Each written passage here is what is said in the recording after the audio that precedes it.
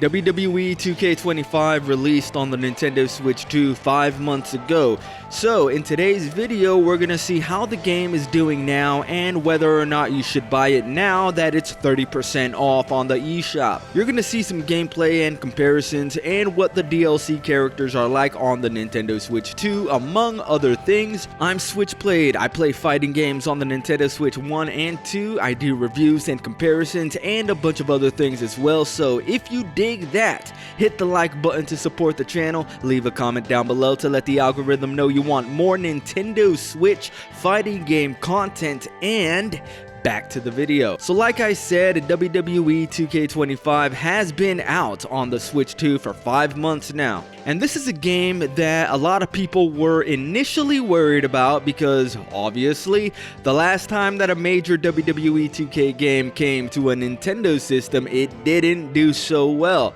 In fact, it's still widely regarded as one of the worst ports to ever come to the Nintendo Switch, and that's for good reason. Even Mortal Kombat 1 on the Nintendo Switch eventually became a pretty decent port, but WWE 2K18, 7 years later, is still a broken mess on the old Switch.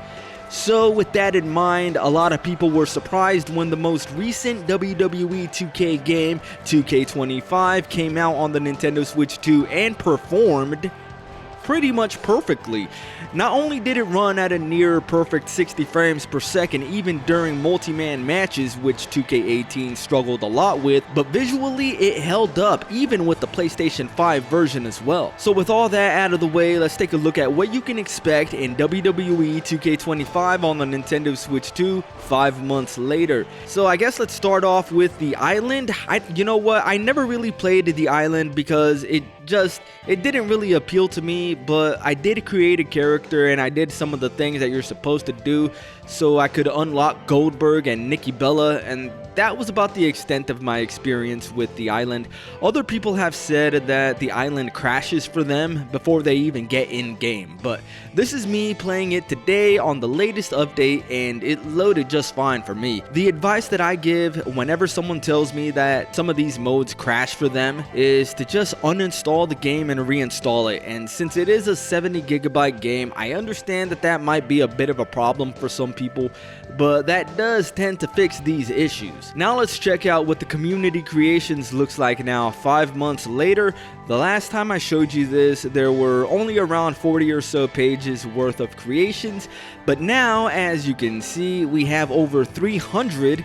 And obviously the most downloaded one on the Nintendo Switch 2 version, of course, has to be the man himself, Super Mario, with Joe Hendry, Brock Lesnar, and Sting in the top 2 to 4 spots. There might not be any way to upload custom images still, but if you are obsessed enough, you can go through the game's Add a New Image feature to make your own. Just select the clothing part that you want to edit, click on Add a New Image feature, then go down to where it says Group Images to create some custom images using the game's own assets. You can search through this section to find different logos that you want to use, or just different basic shapes like rectangles, squares that you can use to create entirely new images. Here we can see the AEW logo, the Nintendo Switch 2 logo, and a bunch of other things as well. Even the original Attitude Era WWF logo, which is really cool to see in a modern WWE game. Though it does suck that this is pretty much the only way to create custom images. I tried to create my own with the word freedom in black, all capitals with a white background, until I realized that I was gonna be there for a really long time. And I just didn't have the heart to do it. Maybe someday I'll do it, but or maybe, even better, Nintendo could just stop being overprotective and just allow us to upload images. That said, if you do want to create custom images, you technically can do so on the Nintendo Switch 2 edition. It's just going to be very annoying to do it. WWE 2K25 for the Nintendo Switch 2 is the game that we all wanted 2K18 to be on the original Nintendo Switch.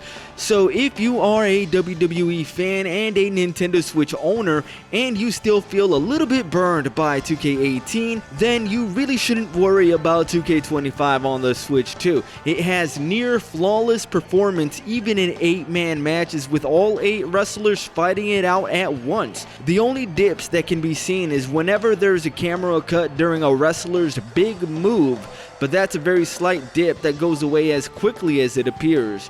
I also did notice during Goldberg's entrance there is a slight drop when the pyrotechnics are going off, but it goes back to normal pretty quickly, and it also is a far cry from what Goldberg's entrance was like before when he was first released a few months ago. Back then, he would just crash the game completely before his entrance even started. WWE 2K25 for the Nintendo Switch 2 is currently on sale with the standard edition going for $49, the standalone character packs are all $9, and some of the special editions like the Deadman edition are also on sale. If you want to know more, you can also check out my original review for WWE 2K25 on the Nintendo Switch 2. A link to that should be on screen right now. That's going to be it for this video. If you dudes enjoyed it, you know what to do. Hit the like button, subscribe to the channel. I'm going to keep bringing you more combo videos, online matches, and video game news. I'm SwitchPlayed. Done.